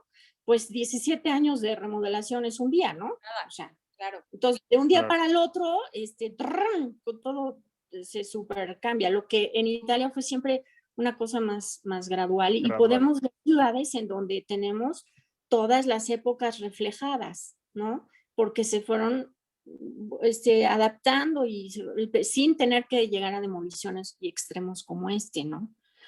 Pero claro, inclusive el Paseo de la Reforma y la avenida en Buenos Aires, etcétera, y los edificios que vemos inclusive en Milán, en muchas ciudades europeas, están inspiradas en estos hotel, o sea, grandes edificios. Es como en Italia se llama palazzo, hoy en día quiere decir edificio, igual hotel en Francia quiere decir edificio, ¿no? En un principio eran unifamiliares de gente noble, que eran casas enormes porque eran gentes potentadas, ¿no?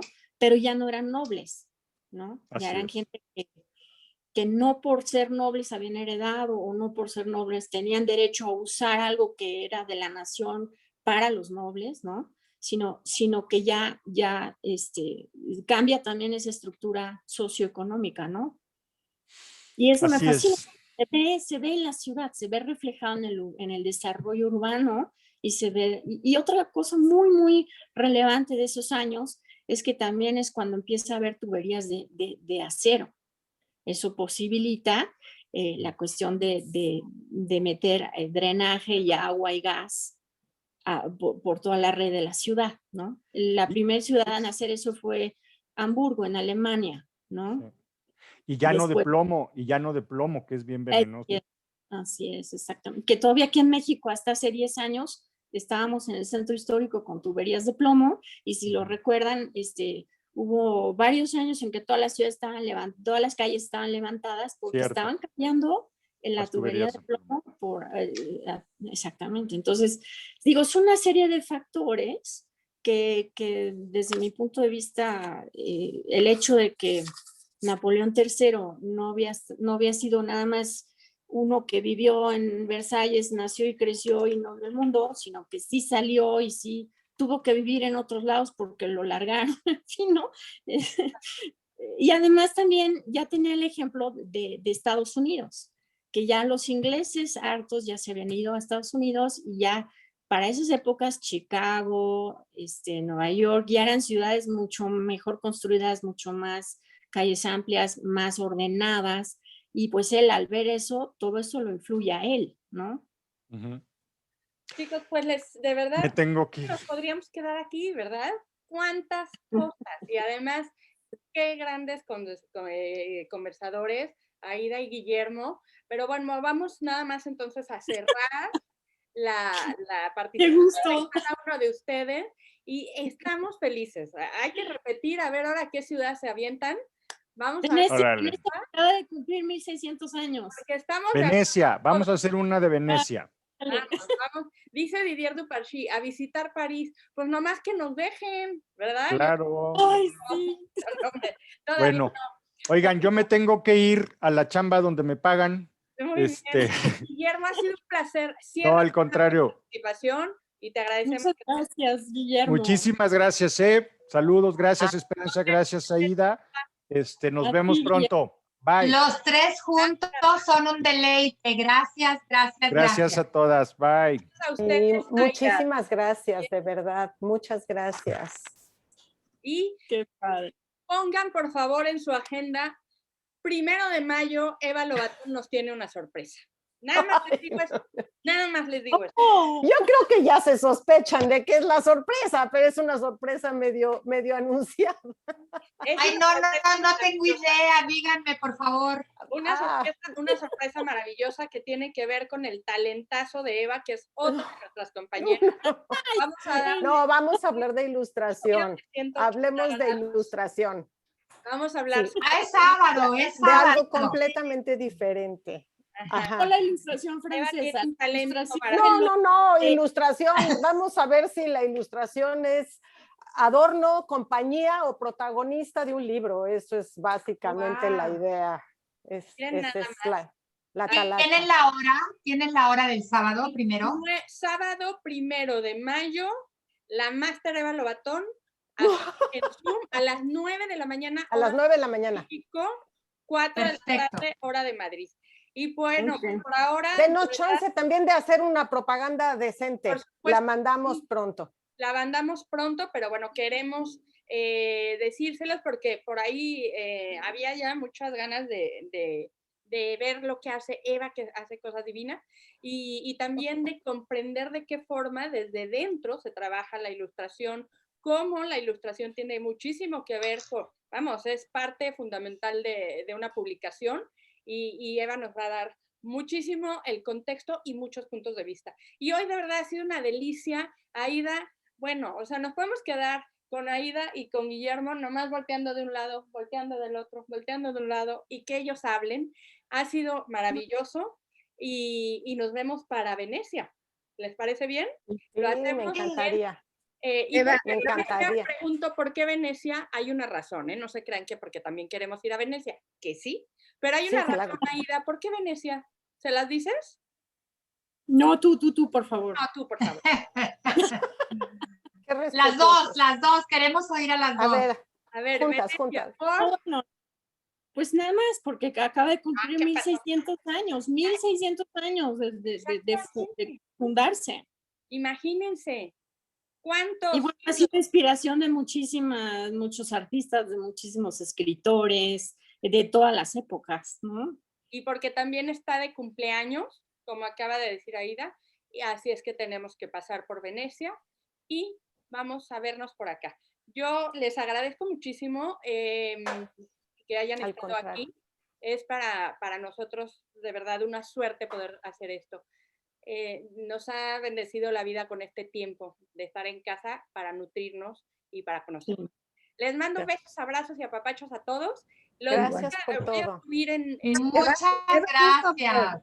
Me encantó lo que dijiste de la ilustración. ¿Adorno compañía o qué de la obra? ¿No te oí? Vale. Ah, que eres en medio de adorno. los debates que hay ahorita sobre la ilustración, se puede ver en cualquiera de esas tres vertientes, o es un adornito, o está acompañando el texto, o es el protagonista del libro, puede variar, ese es básicamente. Ya hablaremos ese día. 1 de mayo, ya no digas más. 1 de mayo, ya les mandaremos la presentación. Excelente. Muchas gracias. Gracias a todos. Gracias, Esperanza. Gracias, Maravilloso. Gracias a todos. Estuvo padrísimo. Me Gracias. encantó. Gracias. Hasta luego. Muchas gracias, Esperanza. A ustedes. Gracias. Bye. Bye.